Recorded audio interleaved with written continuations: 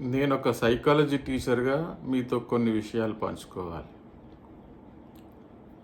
Intermediate అయిపోయినటువంటి పిల్లలందరూ కూడా, వాళ్ళ తల్లిదండ్రులు అందరూ కూడా, బైపీసీ తీసుకున్న వాళ్ళందరేమో డాక్టర్లు కావాలనుకుంటారు. ఎంపీసీ తీసుకున్న పిల్లలందరూ కూడా ఇంజనీర్ కావాలనుకుంటారు. కోచింగ్ సెంటర్లు అంటే పంపిస్తూ ఉంటారు తల్లిదండ్రులు. లక్షలు ఖర్చు పెట్టి కార్పొరేట్ కళాశాలకు పంపిస్తారు. అక్కడ నిద్రాహారాలు మాని పిల్లలందరూ కూడా ఉదయం నుంచి రాత్రి దాకా చదివి అలసిపోతారు.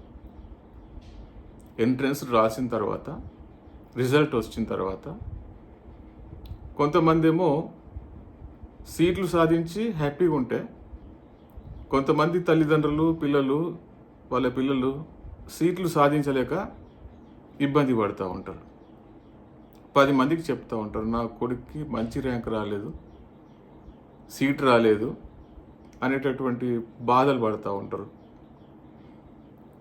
అందరూ డాక్టర్లు, అందరూ ఇంజనీర్లు అయితే మరి పేషెంట్లు ఎవరవుతారు? ఇల్లు కట్టించుకునే వాళ్ళు ఎవరవుతారు? బ్రిడ్జిలు కట్టించుకునే వాళ్ళు ఎవరవుతారు? అందరూ గ్రూప్ రాస్తే, అందరూ ఐఏఎస్ ఆఫీసర్లు అయితే, అందరూ పాలించేటోళ్ళు అయితే మరి పాలింపబడే వాళ్ళు ఎవరవుతారు? అందుకే నేను ఈ వీడియో చేయదలుచుకున్నా. ఒక విషయం మాత్రం గుర్తుపెట్టుకోండి, భగవంతుడు పిల్లల్లో ఏదో ఒక రకమైన టాలెంట్ అనేది అంతర్లీనంగా ఉంచిండు. మీ పిల్లల్లో ఏ టాలెంట్ ఉందో తెలుసుకోవటం కోసం ప్రయత్నం చేయండి. భూమి మీద చాలా రకాల చెట్లు ఉన్నాయి. ఏదైనా ఒక చెట్టు, పనికిరాని చెట్టు పేరు చెప్పగలుగుతారా? కొన్ని కలపనిస్తాయి, కొన్ని పండ్లనిస్తాయి, కొన్ని పువ్వులనిస్తాయి, కొన్ని ఔషధాలనిస్తాయి, కొన్ని కూరగాయలనిస్తాయి, అన్ని చెట్లు నీడనిస్తాయి. ఏ ఒక్క చెట్టు అయినా కూడా పనికిరాని చెట్టు అనేది ఉండదు. మీరు ఒకవేళ తుమ్మ చెట్టు గురించి మాట్లాడితే కంచెలాగా తోడ్పడుతూ ఉంటుంది అది కూడా. అదేవిధంగా మన పిల్లల లోపల ఈ చెట్లలాగా అనేక సామర్థ్యాలు ఉంటాయి. ఏ సామర్థ్యం ఉందో తెలుసుకోవాలి ఫస్ట్. ఆల్బర్ట్ ఐన్స్టీన్ అత్యధిక ప్రజ్ఞావంతుడు అని మనకు తెలుసు. ఆయన ప్రజ్ఞాలబ్ధి 160 and above. ఆయన విద్యా వ్యవస్థ గురించి మాట్లాడుతూ ఏం చెప్పాడంటే, రకరకాల జంతువులన్నిటికీ కలిపి ఒకే పరీక్ష పెడితే ఎట్లా ఉంటుందో ఆయన ఉదాహరణతో చెప్పినాడు.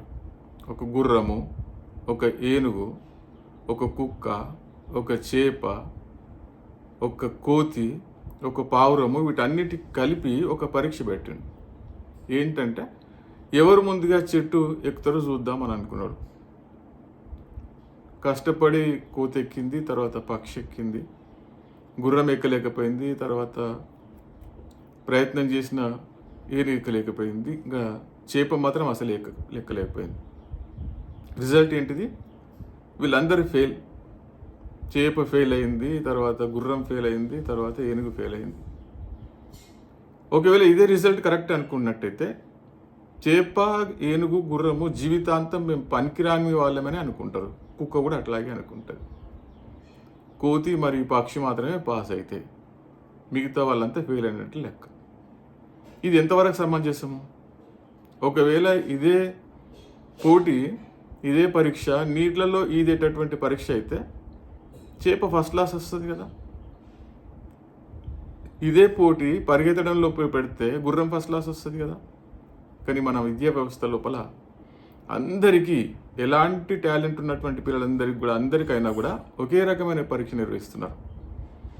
దాన్ని ట్యాగ్ చేస్తున్నారు, నీకు తక్కువ మార్కులు వచ్చినాయి, నువ్వు ఫెయిలు, నువ్వు ఇలా రాలేవని చెప్పేసి. కానీ మనం ఐడెంటిఫై చేయట్లేదు మా పిల్లల యొక్క టాలెంట్ దేంట్లో ఉంది, దేంట్లో అయితే వీడు పైకి రాగలుగుతాడు అనేటటువంటి విషయం ముగ్గురు గమనించాలి. ఒకటి ఆ పిల్లవాడు లేదా అమ్మాయి గమనించాలి, లేదా పేరెంట్ గమనించాలి, తల్లిదండ్రులు గమనించాలి, లేదా ఉపాధ్యాయులు గమనించాలి. దేంట్లో శిక్షణ ఇస్తే వీడు బాగా పైకి వస్తాడు, గొప్పోడవుతాడు అనేటటువంటి విషయం ఈ ముగ్గురికి మాత్రమే తెలుస్తుంది. అంతర్గత సామర్థ్యం అంటారు. పిల్లల్లో అంతర్గత సామర్థ్యాలు ఉంటాయి, పుట్టుకతోటి వస్తాయి, భగవంతుడు ఇస్తాడు. అయితే వాడు గమనించాలి, లేదా తల్లిదండ్రులు గమనించాలి, లేదా ఉపాధ్యాయులు గమనించాలి. ఉపాధ్యాయులు సిలబస్ చెప్పడంలో సరిపోతుంది, తల్లిదండ్రులు తమ బిజీలో ఉంటారు. కానీ కొంచెం సేపు కనుక ఆలోచన చేసి వాని దగ్గర ఏం టాలెంట్ ఉందో గమనించి ఆ దిశగా ప్రోత్సహిస్తే ప్రపంచం మెచ్చేటటువంటి గొప్ప వ్యక్తి తయారవుతారు మీ పిల్లలు. సచిన్ టెండూల్కర్ 10th క్లాసులో ఫెయిల్ అయినటువంటి వ్యక్తి, పనికిరానిగా ముద్ర వేయాలని క్రికెట్లో బాగా రాణిస్తాడనేటటువంటి ఉద్దేశంతో క్రికెట్లో కోచింగ్ ఇప్పిస్తే ప్రపంచవ్యాప్తంగా గొప్ప వ్యక్తిగా తయారైంది ఆయన. విరాట్ కోహ్లీ ఏంటిది, టెండూల్కర్ ఏంటిది, ధోని ఏంటిది, వీళ్ళందరూ క్రికెట్లో సామర్థ్యం కలిగినటువంటి వాళ్ళు, అందుకే దాంట్లో రాణించారు. ఏఆర్ రెహమాన్, మధుప్రియ, మంగ్లీ వీళ్ళందరూ సింగర్స్, అకాడమిక్స్లో టాపర్స్ కాకపోవచ్చు, కానీ వాళ్ళ అంతర్గత సామర్థ్యం ఏంటిదంటే మంచి గొంతు భగవంతుడు ఇచ్చిండు, పాటలు పాడిండ్రు, గొప్ప ప్రఖ్యాతి గాంచిండ్రు. అదేవిధంగా స్పోర్ట్స్ పర్సన్స్ తీసుకోండి, ఎవరు పివి సింధు కానీ, సైనా నెహ్వాల్ కానీ, గోపీచంద్ కానీ, మిథాలీ రాజ్ కానీ, వీళ్ళందరూ చాలా చక్కగా ఆటలలో ప్రతిభ కనబరిచినటువంటి వ్యక్తులు. మీ పిల్లలు డ్యాన్సర్లు కూడా కావచ్చు, డ్యాన్స్ చేస్తుండొచ్చు, don't discourage them. Shekhar master కానీ, ప్రభుదేవ కానీ, లారెన్స్ కానీ, వీళ్ళందరూ టాపర్స్ కాదు, ఇంటర్మీడియట్లో టాపర్స్ కాదు, లేకపోతే డిగ్రీలో టాపర్స్ కాదు, అయినప్పటికీ కూడా వాళ్ళ రంగంలో వాళ్ళు టాపర్స్గా ఉండడానికి ప్రయత్నం చేసిండ్రు. విశ్వనాథ్ ఆనంద్ కానీ, కోనేరు హంపి కానీ, ప్రజ్ఞానంద్ కానీ చెస్లో రాణించిండ్రు. ఈ మధ్య క్లిక్ అయినటువంటి పాట మీకు తెలుసు, నాటు నాటు అనే పాట ఎవరు పాడినరు? కాలభైరవ అనే ఒక ఆయన, రాహుల్ సిప్లిగంజ్ అనేటైన ఒక ఆయన. హైదరాబాద్లో సెలూన్లో పనిచేస్తున్నటువంటి రాహుల్ సిప్లిగంజ్ మామూలుగా పాటలు పాడుతున్నటువంటి సందర్భం లోపల వాళ్ళ ఫ్రెండ్స్ అందరూ గుర్తుపట్టి, నువ్వు గొప్ప సింగర్ అయితోరా, పాటలు పాడటానికి ప్రయత్నం చేయమని చెప్పినప్పుడు ఈ నోట ఆ నోట పాకి రాజమౌళి గారికి చేరింది. ఆడిషన్ లోపల ఈయన సెలెక్ట్ అయ్యి గొప్ప పాట పాడడం జరిగింది. ఆస్కార్ వేదిక మీద అవార్డు తీసుకోవటం జరిగింది. అంటే మామూలుగా ఉండేటటువంటి ఒక వ్యక్తి, నువ్వురు కప్పిన నిప్పు, ధూల్పేట లోపల ఉండేటటువంటి సెలూన్లో పనిచేసేటటువంటి రాహుల్ సిప్లిగంజ్ ఆస్కార్ వేదిక మీద ఆస్కార్ అవార్డు తీసుకోవడం అనేది గొప్ప విషయం కాదా? 10th క్లాస్లో తక్కువ మార్కులు వచ్చినందుకు, ఇంటర్మీడియట్లో తక్కువ మార్కులు వచ్చినందుకు, ర్యాంకు ఎక్కువ వచ్చినందుకు, సీట్ రానందుకు పిల్లల్ని తప్పు పట్టకండి, ముద్ర వేయకండి, వీడు పనికి రాడనేటటువంటి ముద్ర వేయకండి, 10 మందికి మీ ఫ్రెండ్స్కి చెప్పకండి. లేని దాని గురించి ఆలోచన చేస్తారు మీరు, కానీ వాని లోపల ఏ టాలెంట్ ఉందో దాని గురించి ఆలోచన చేయరు. తక్కువ మార్కులు వచ్చిన దాని గురించి ఆలోచన చేస్తారు, కానీ ఎక్కువ మార్కులు దేంట్లో వచ్చినాయో ఆలోచన చేయండి, దేంట్లో పర్ఫెక్టో ఆలోచన చేయండి, విమర్శించకండి. ఏదో ఒక రంగం లోపల ఖచ్చితంగా పైకి వచ్చేటటువంటి టాలెంట్ మీ పిల్లలకు ఉంది, ఆ టాలెంట్ను బహిర్గతపరచండి. ఇంకో విషయం ఏంటంటే పిల్లలతో కలిసిమెలిసి ఉండండి, పిల్లలతో ఫ్రెండ్స్ లాగా ఉండండి, విమర్శించొద్దు.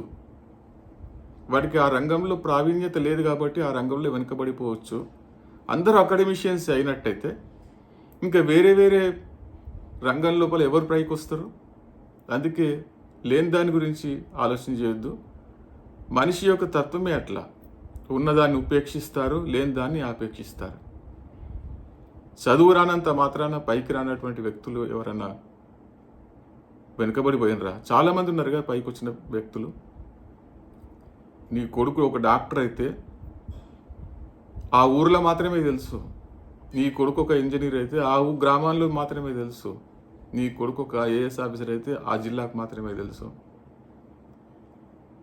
ఈ ఎల్లలు దాటినటువంటి సరిహద్దులు దాటినటువంటి టాలెంట్ ఉన్నటువంటి పిల్లలు ప్రపంచవ్యాప్తంగా గుర్తింపు పొందుతున్నారు. సచిన్ టెండూల్కర్ తీసుకోండి, నిన్న మొన్నటి అమ్మాయి మధుప్రియని తీసుకోండి, చాలామంది గుర్తిస్తారు. మీ జిల్లా కలెక్టర్ ఓన్లీ మీరు మాత్రమే గుర్తిస్తారు. ఆ మధుప్రియ కానీ మంగళి కానీ రాష్ట్ర వ్యాప్తంగా గుర్తింపు పొందినటువంటి వ్యక్తులు వాళ్ళందరూ. అదేవిధంగా మీ పిల్లల్లో ఏ టాలెంట్ ఉందో తెలుసుకొని ఆ దిశగా మీరు ప్రోత్సహించండి, ఎంకరేజ్ చేయండి. పిల్లలు పాటలు పాడుతుంటే డిస్కరేజ్ చేయొద్దు, డ్యాన్స్ చేస్తూ ఉంటే డిస్కరేజ్ చేయొద్దు, ఆర్ట్ వేస్తూ ఉంటే డిస్కరేజ్ చేయొద్దు, ఆటలు ఆడుతూ ఉంటే డిస్కరేజ్ చేయొద్దు. మీరు కూడా వాళ్ళతో పాటు ఆడి పాడి చేస్తున్నప్పుడు వాళ్ళ టాలెంట్ ఏదో బయటపడుతుంది. మా వాడు దీంట్లో ప్రతిభ కనబరుస్తుందని నువ్వు భావించినప్పుడు, గమనించినప్పుడు ఆ రంగంలో శిక్షణ ఇప్పియండి. గొప్పోడు అవుతాడు, ఫేమస్ అవుతాడు. డబ్బులకేముంది, కోట్లాను కోట్ల రూపాయలు సంపాదిస్తారు. ఫస్ట్ సెల్ఫ్ ఎస్టీమ్ డెవలప్ కావాలి. నీ లోపల ఏ టాలెంట్ ఉందని నువ్వు గమనించి 10 మందికి చెప్తే మా వాడు దీంట్లో పర్ఫెక్ట్ అని చెప్తే సెల్ఫ్ ఎస్టీమ్ డెవలప్ అవుతుంది. చదువు దానంతలో అదే వస్తుంది. చదువు గురించి పెద్ద టెన్షన్ పడాల్సిన అవసరం లేదు నా దృష్టిలో. 10 మందికి కూడా చెప్పండి మా వాడు దీంట్లో పర్ఫెక్ట్ అని, మా వాడు దీంట్లో టాలెంట్ ఉందని చెప్పండి. ఆ దిశగా ప్రయత్నం చేయండి. మీరు ఫ్రెండ్లీగా ఉండండి, గమనించండి, డిస్కరేజే చేయొద్దు. మీ వాని లోపల లీడర్షిప్ క్వాలిటీస్ ఉండొచ్చు, గొప్ప లీడర్ దాగి ఉండొచ్చు మీ వాని లోపల. రేపటి ప్రధానమంత్రి కావచ్చు మీ వాడు, రేపటి ముఖ్యమంత్రి కావచ్చు మీ వాడు. అందరినీ కన్విన్స్ చేసేటటువంటి శక్తి మీ పిల్లలకు ఉండొచ్చు. దాన్ని వదిలిపెట్టేసి లేని దాని గురించి ఆలోచన చేయకండి. మ్యాథ్స్లో తక్కువ వచ్చిన మార్కులు, తక్కువ ర్యాంక్ వచ్చింది విమర్శించొద్దు. చాలామంది పిల్లలు ఈ విమర్శను తట్టుకోలేక ఆత్మహత్యలు చేసుకుంటూ ఉన్నారు. పేరెంట్స్కి తెలియదు మేము డబ్బులు కడుతున్నాము, మా బాధ్యత అయిపోయింది, ఇంకా నీ బాధ్యతనే ఉంది, అది నువ్వు నెరవేర్చాలనేటటువంటి పూర్తిగా వాడిని బాధ్యం చేయకండి. నువ్వు చేసినావు, కష్టపడవు, రానంత మాత్రాన ఇది ఒక్కటే మార్గం లేదు, చాలా మార్గాలు ఉన్నాయని మీరు చెప్పండి. వాడు కుంగిపోతూ ఉంటే ఫెయిల్ అయినటువంటి వ్యక్తి, ర్యాంకు రానటువంటి వ్యక్తి ఫీల్ అవుతూ ఉంటాడు. దానికి తోడు మీరు దాని మీద రాళ్ళు వేస్తారు. ఎంత చెప్పినా చదువు, ఎంత చెప్పినా మబ్బులు లేవు. ఇంట్రెస్ట్ లేనిది ఏం చేస్తారు వాళ్ళు, చదువు అర్థం కానిది ఏం చేస్తారు వాళ్ళు, వాళ్ళతో అయింది చేస్తూ ఉంటారు. అందుకే నేను మళ్ళీ మీకు చెప్తున్నా, you identify their talent, innate abilities గమనించండి, ఆ దిశగా ప్రోత్సహించండి. అన్ని రకాల పువ్వులు ఉంటేనే గార్డెన్కి అందం ఉంటుంది. అన్ని రకాల వృక్షాలు ఉన్నప్పుడే అన్ని రకాల వృక్షాలు ఉన్నప్పుడే భూమి సారవంతంగా ఉంటుంది. ఒక ఆర్కెస్ట్రాలో ఒక సింగర్ ఒక్కడే ముఖ్యం కాదు. ఆర్కెస్ట్రాలో ప్రతి ఇన్స్ట్రుమెంట్ ఇంపార్టెంటే. ఏ ఒక్క ఇన్స్ట్రుమెంట్ లేకున్నా పాటకు అందం రాదు.